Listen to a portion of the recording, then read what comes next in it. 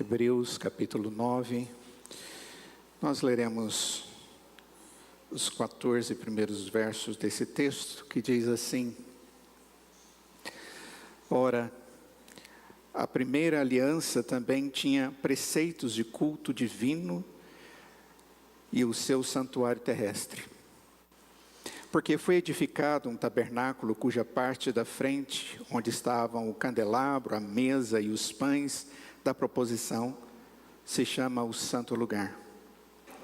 Por atrás do segundo véu se encontrava o tabernáculo, que se chama o Santo dos Santos, ao qual pertencia o lugar, um altar de ouro para o incenso e a arca da aliança totalmente coberta de ouro, na qual estava uma urna de ouro contendo o maná, o bordão de Arão que floresceu e as tábuas da aliança. Sobre a arca estavam os querubins de glória que com a sua sombra cobriam o propiciatório, mas dessas coisas não falaremos agora com mais detalhes. Ora, depois que foram feitos todos esses preparativos, os sacerdotes entram continuamente no primeiro tabernáculo para realizar os serviços sagrados. Mas no segundo, o sumo sacerdote sozinho, uma vez por ano, não sem sangue, que oferece por si e pelos pecados da ignorância do povo. Com isto, o Espírito Santo quer dar a entender que o caminho do santuário ainda não se manifestou, enquanto o primeiro tabernáculo continua erguido. Isso é uma parábola para a época presente, na qual se oferecem dons e sacrifícios, embora estes, no que diz respeito à consciência, sejam ineficazes para aperfeiçoar aquele que presta culto, pois não passam de ordenanças da carne, baseadas somente em comidas, bebidas e diversas cerimônias de purificação, impostas até o tempo oportuno de reforma. Quando, porém, Cristo veio como sumo sacerdote dos bens já realizados, mediante o maior e mais perfeito tabernáculo, não feito por mãos humanas, quer dizer, não desta criação, e não pelo sangue de bodes e de bezerros, mas pelo seu próprio sangue, ele entrou no santuário uma vez por todas e obteve uma eterna redenção. Portanto, se o sangue de bodes e de touros e a cinza de uma novilha, aspergidos sobre os contaminados, os santificam quanto à purificação da carne, muito mais o sangue de Cristo, que pelo Espírito eterno a si mesmo ofereceu sem mácula a Deus, purificará a nossa consciência de obras mortas para servirmos ao Deus vivo. Vamos orar. Senhor, obrigado pela Tua palavra e por esse tempo precioso que o Senhor nos dá para cultuarmos ao Senhor, prestar-lhe adoração pelo que o Senhor é, para agradecermos por tudo aquilo que o Senhor tem feito. E nós te pedimos que agora a Tua palavra possa ser compreendida por cada um de nós.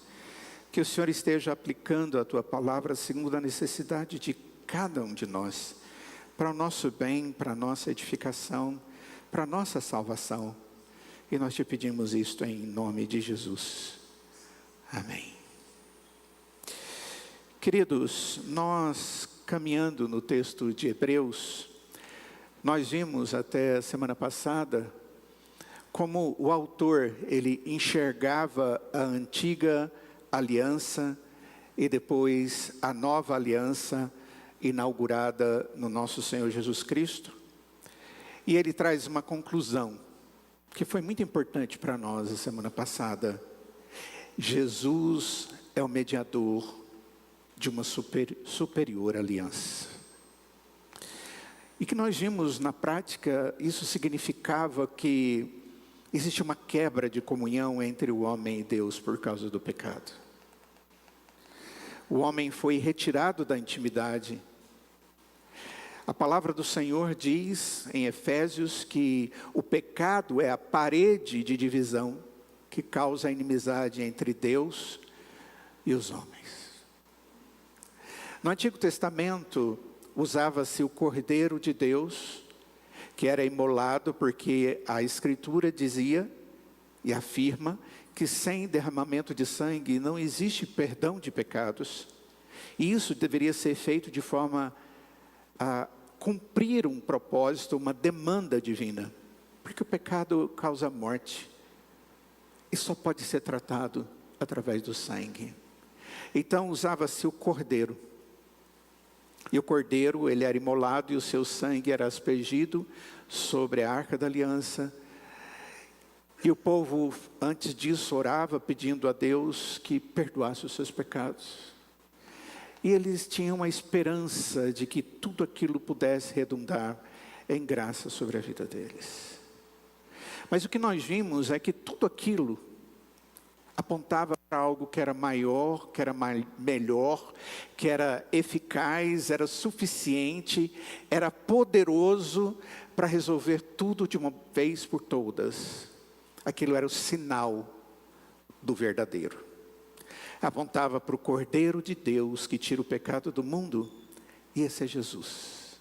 E foi exatamente isso que João, ao ver o Senhor Jesus por 2 vezes, ao contemplá-lo, disse: eis o Cordeiro de Deus que tira o pecado do mundo. E Jesus, como Filho de Deus, se encarnou, veio ao mundo, foi maltratado, mas resolveu morrer em nosso lugar. Aquele lugar que estava reservado para cada pecador, como eu e você, ele assumiu. E a nossa pena foi colocada sobre ele, sendo que ele jamais cometeu pecado nenhum. E aquela obra perfeita, feita por ele, porque não havia nenhum pecado nele. Então, ele não tinha que pagar pelos seus pecados, mas ele pagou pelo nosso. E essa é a aliança melhor. É a realidade de tudo aquilo que no passado foi símbolo, algo demonstrado e que deveria ser esperado com fé. Hoje, ao olhar para esse texto, nós vemos o autor falando desse tabernáculo, desse lugar onde o Senhor havia dado orientação para que o povo pudesse ir ali fazer o seu sacrifício. E ele vai nos mostrar o significado dessas partes. Por que disso? E o que isso apontava? E o mais importante, quando nós lemos um texto como esse de Hebreus, o que veio ao meu coração ao preparar essa mensagem, já ter lido esse texto inúmeras vezes, mas ter me detido palavra por palavra, foi ver como Deus é perfeito.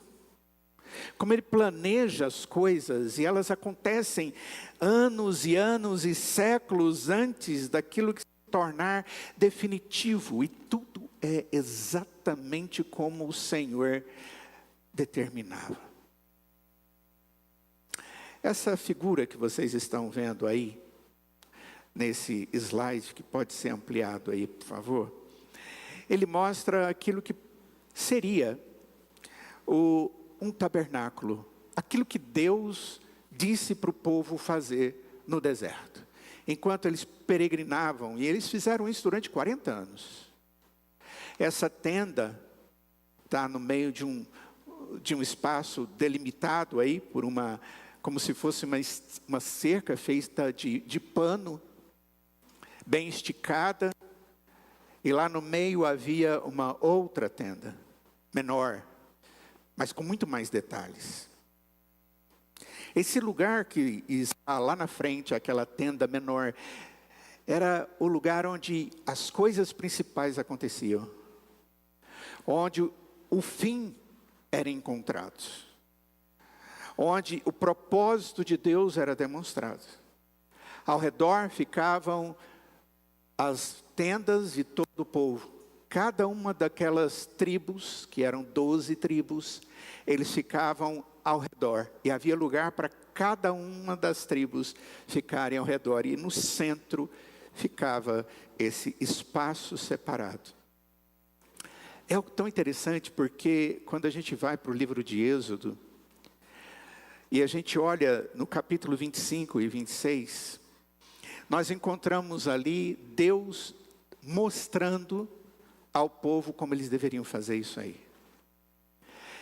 E vale a pena você depois chegar na sua casa e abrir o texto de Êxodo e ler. São longos os textos.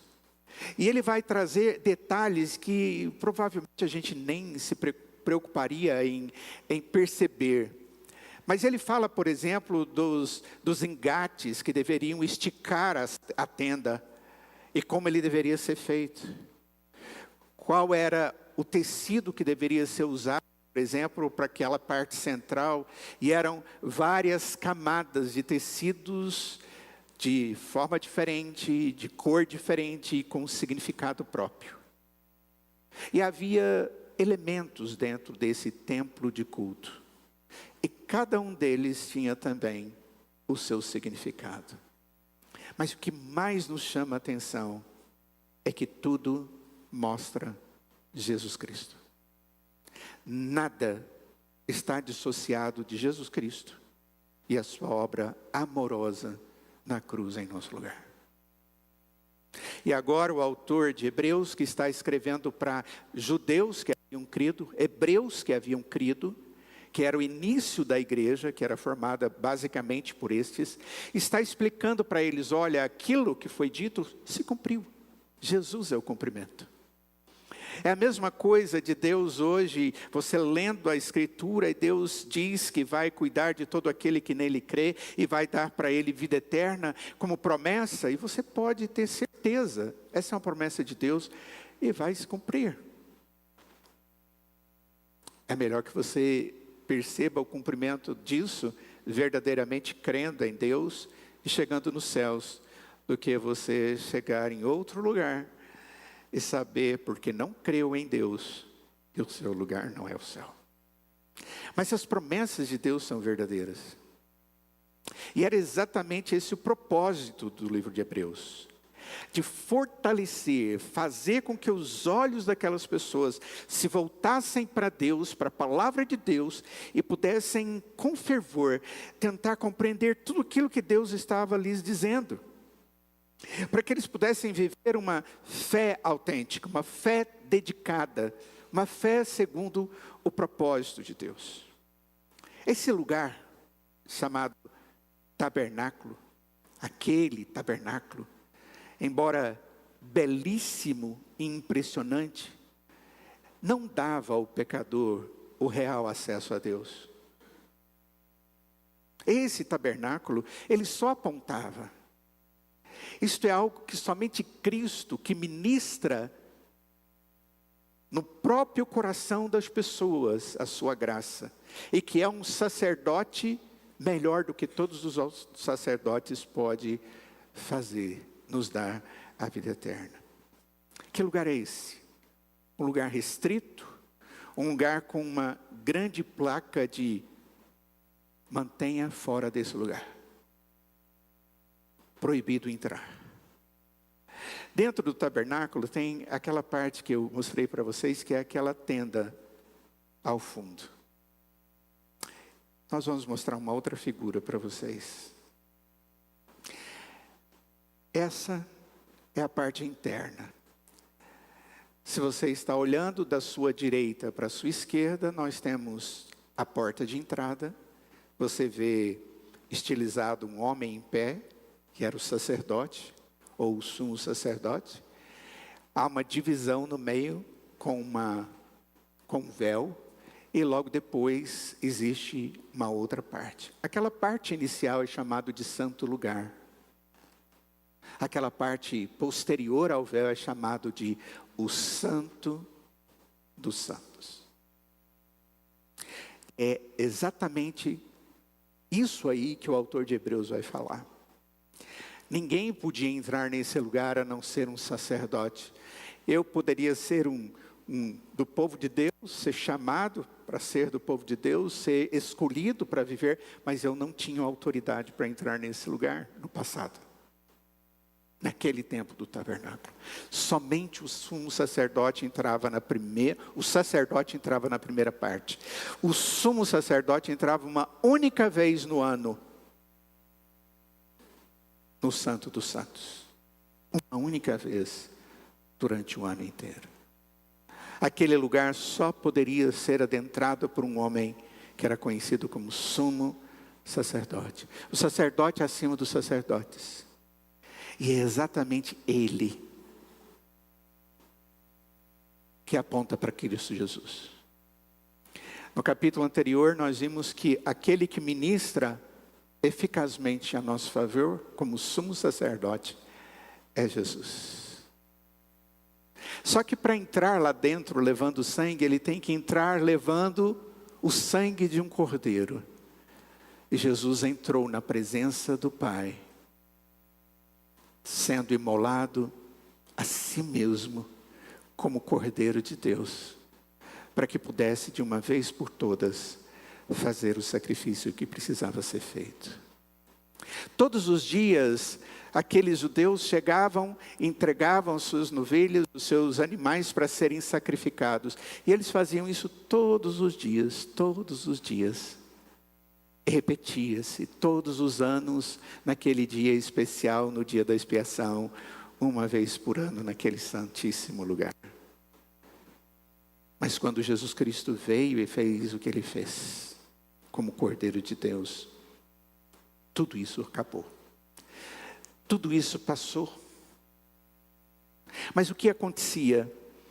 Acontecia que esses judeus que haviam se convertido, eles haviam crescido e vivido séculos e milênios, aprendendo a viver dessa forma, todos os dias tendo que estar ali.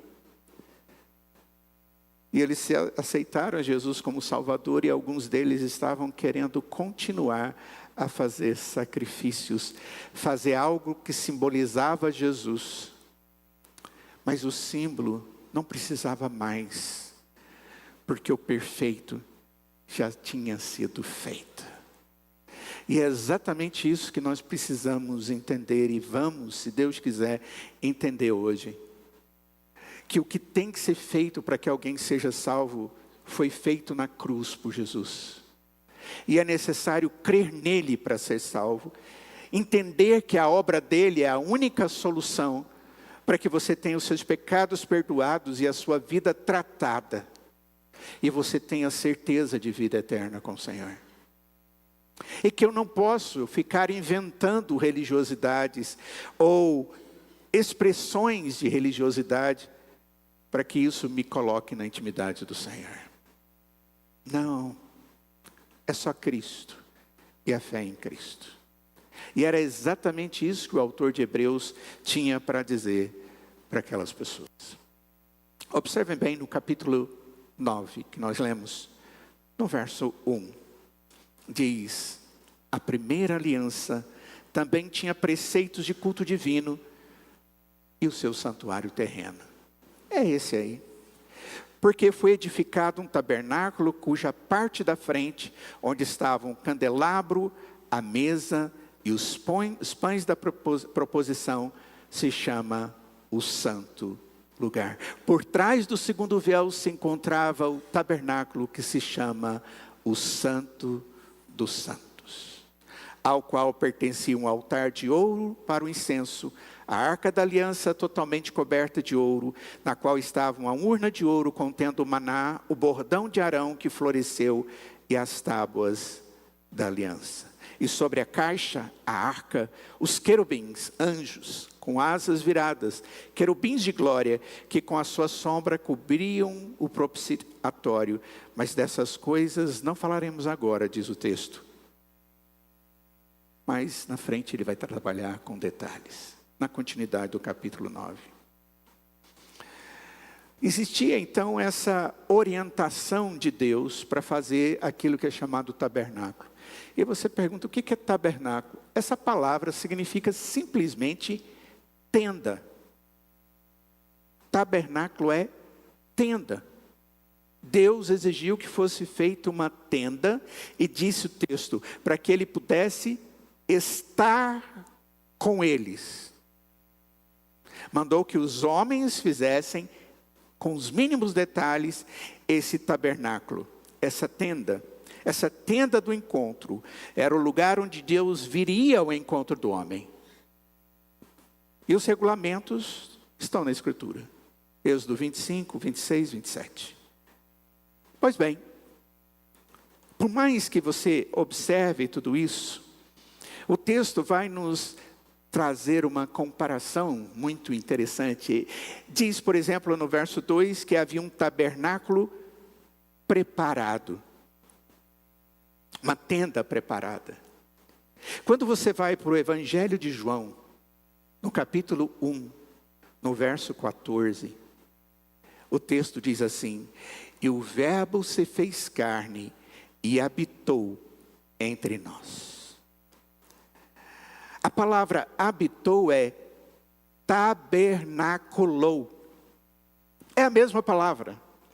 Então eu vou ler de novo. E o Verbo se fez carne e habitou. Ele tabernaculou, ele fez uma tenda entre nós. O próprio Deus veio ao mundo para estar em contato, convivendo com os homens, para resolver o problema dos homens. Por isso que era o tabernáculo que Deus queria que aquele povo fizesse, e que apontava para aquilo que Jesus faria. Ele viria habitar no meio de nós, ele viria experimentar todas as coisas. Que todas as coisas? A Escritura diz que Jesus foi tentado em todas as coisas, mas sem jamais pecar.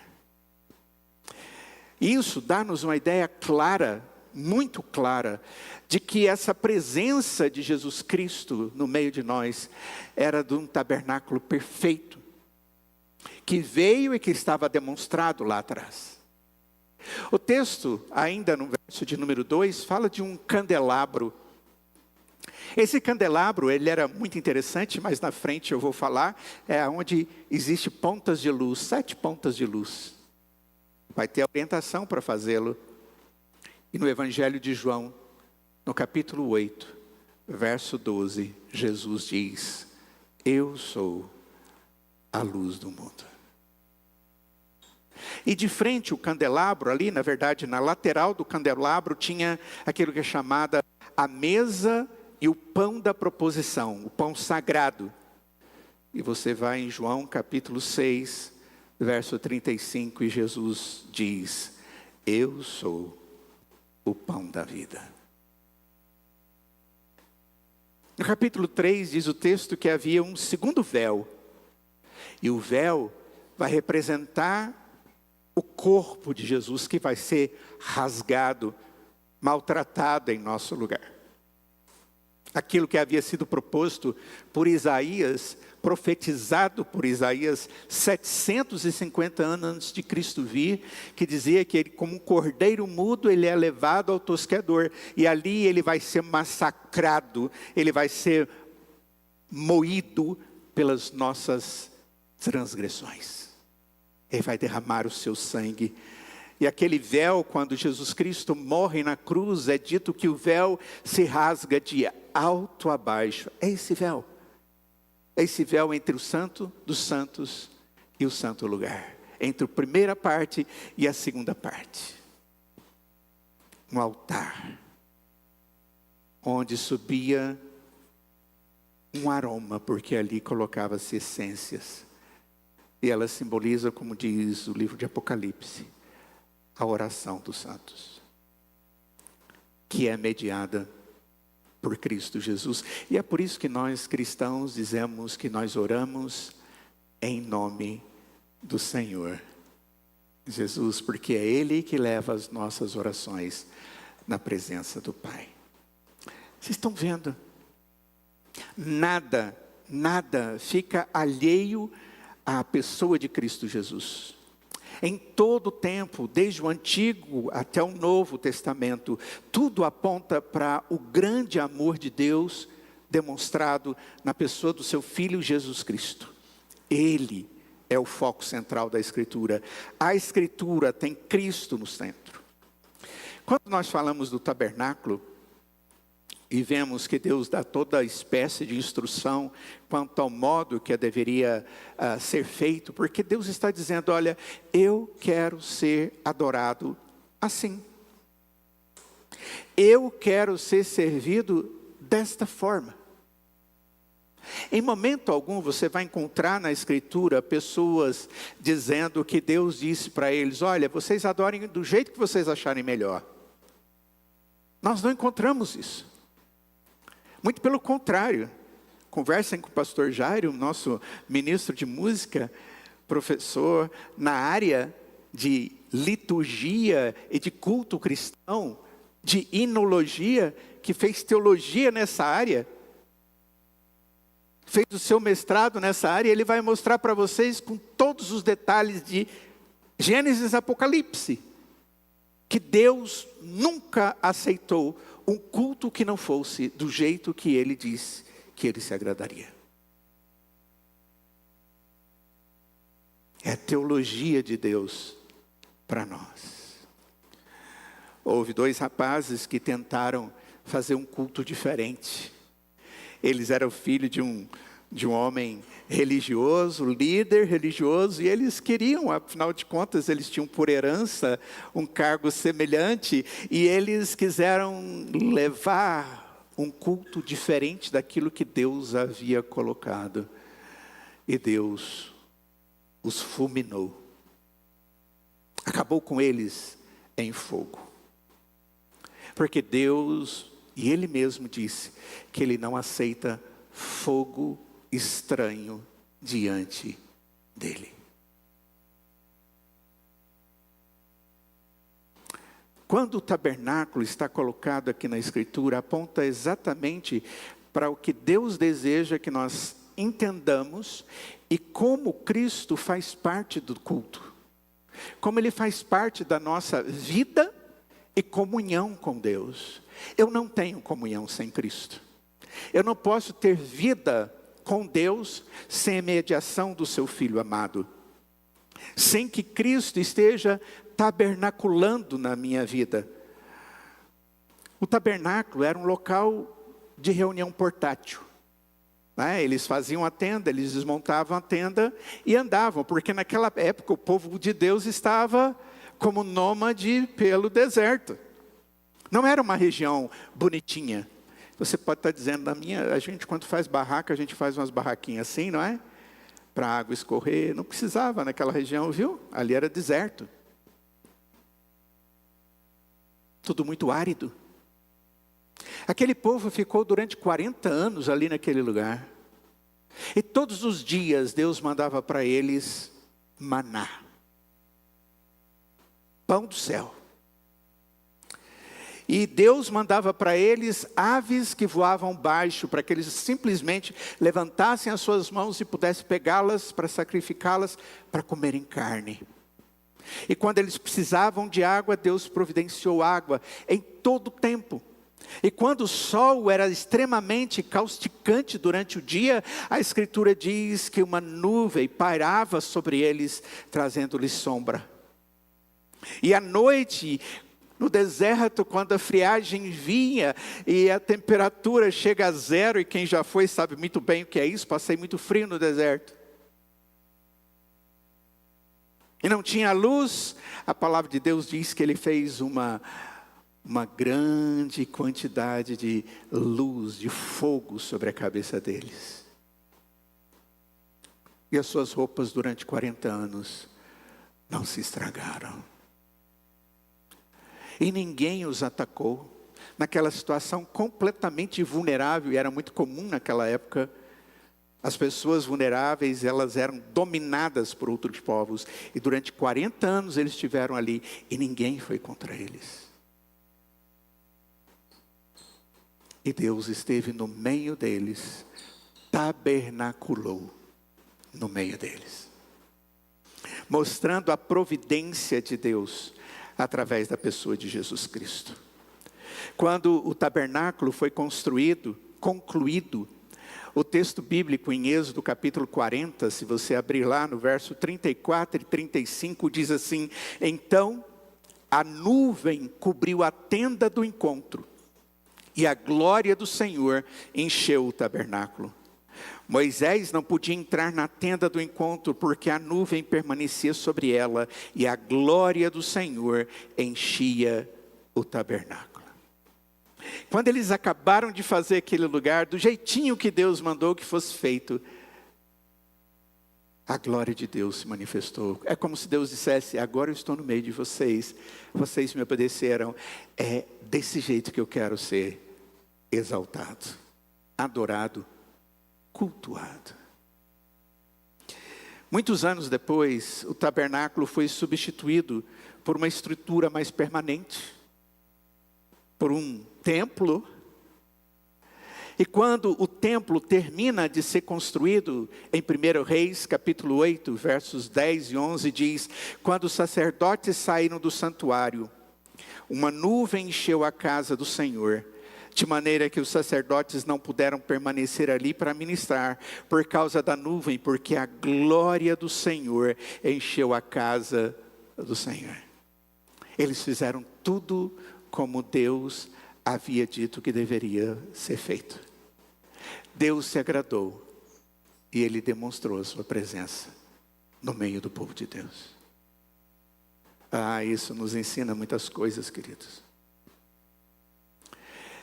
Verdadeira fé no Senhor Jesus significa ouvir as orientações de Deus como Senhor da nossa vida, para que nós possamos viver de tal forma, não que simplesmente certos atos litúrgicos como esses que estamos tendo aqui agora, que também são direcionados pela palavra de Deus, mas a nossa vida seja uma liturgia de adoração a Deus. A vida do cristão em santidade para glorificar a Deus com a sua existência. Ontem eu visitei um irmão, eu e Cátia, fomos visitar um casal de irmãos trabalhando, começando o seu primeiro dia de trabalho, inaugurando um lugar muito legal. Depois vale a pena vocês irem lá, o Hermanito. É assim mesmo o nome, né? Comida mexicana. Quando eu saí de lá, eu abracei ele, e no ouvido dele eu disse: glorifique a Deus aqui. Quando eu abracei a sua esposa, que está grávida de 6 meses, eu disse: glorifique a Deus aqui. Foi a mesma coisa que eu disse. A vida do servo de Deus é glorificar a Deus com a vontade expressa na palavra de Deus, pelo próprio Deus, para que vivamos para Ele. Deus quer ser adorado de tal forma que Ele aceite. E é assim que aqui está mostrado no texto. O tabernáculo, como mostra o Senhor Jesus, é claro que alguém só pode adorar a Deus através do Senhor Jesus. Alguém disser: eu sou um cristão, mas sem ter entregue a sua vida a Cristo. Alguém dizer: eu sou um servo de Deus, sem ter a Deus como seu Senhor. Alguém dizer: eu sou cristão, mas a Escritura não faz parte da sua história.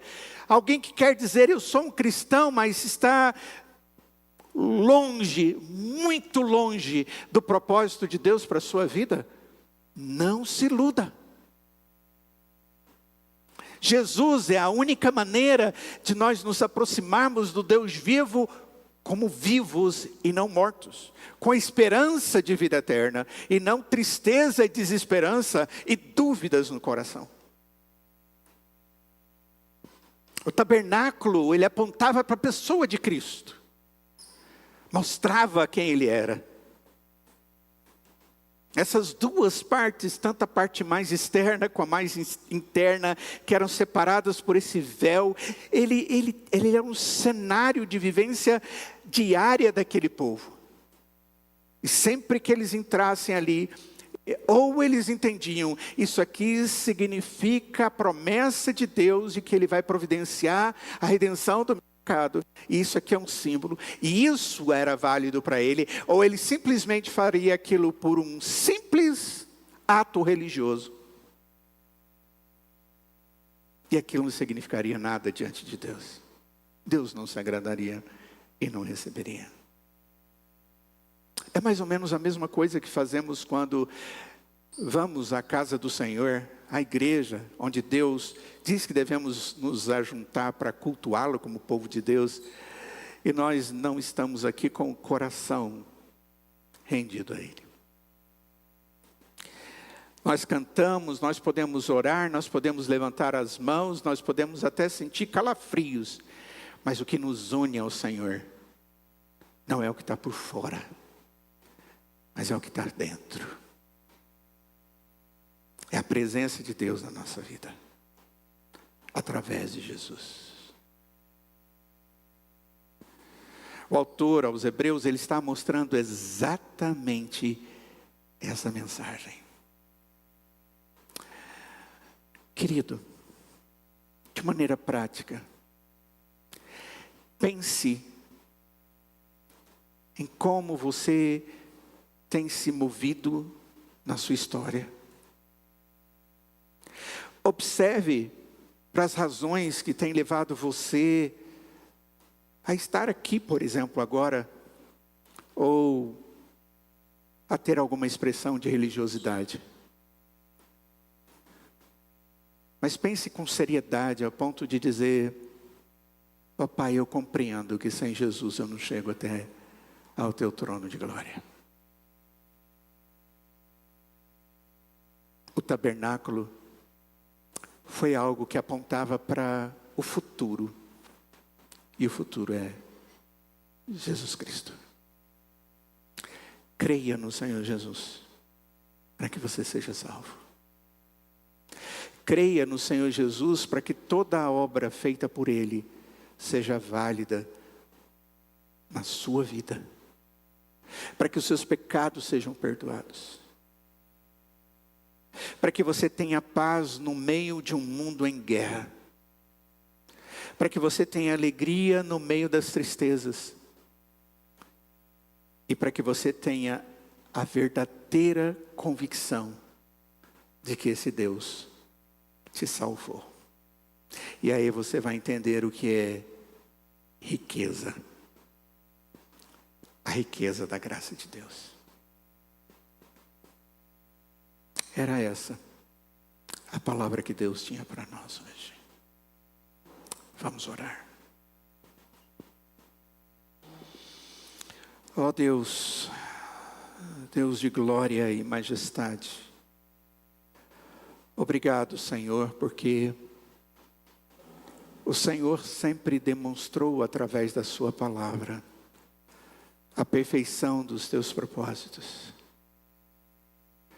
E por mais, ó Deus, que nós queiramos viver longe destas coisas para que possamos estar com o Senhor, por mais que queiramos fazer através da nossa força aquilo que nós achamos ser necessário para vivermos com o Senhor, dê-nos a convicção, ó Pai, que não somos nós que nos aproximamos do Senhor, mas é o Senhor que vem tabernacular conosco, que vem morar no nosso meio, que vem providenciar, ó Pai, segundo a nossa necessidade. É o Senhor que vem a nós, porque nós não temos habilidade e nem sensibilidade suficiente para buscarmos ao Senhor de maneira conveniente. E nem temos nada para oferecer para o Senhor em troca. Mas obrigado, Pai, porque o Senhor enviou o seu Filho para que Ele pudesse, em nosso lugar, em troca, trocar de lugar conosco, Pai, morrer na cruz que era para nós. Ó Deus, leva-nos à Tua presença. Dê-nos entendimento do arrependimento que tem que existir dentro de nós, para que nos arrependamos dos nossos pecados, ó Pai, e confessamos a Cristo como nosso único suficiente e Salvador. Obrigado, Deus, por esse tempo de culto. Em nome de Jesus. Amém. E agora, amados, que o Senhor vos abençoe e vos guarde, e faça resplandecer sobre vós o seu rosto, e vos dê da sua paz. No amor de Deus o Pai, na graça de Jesus o Filho, e na comunhão do seu Santo Espírito. E que seja assim hoje e para todo sempre. Amém.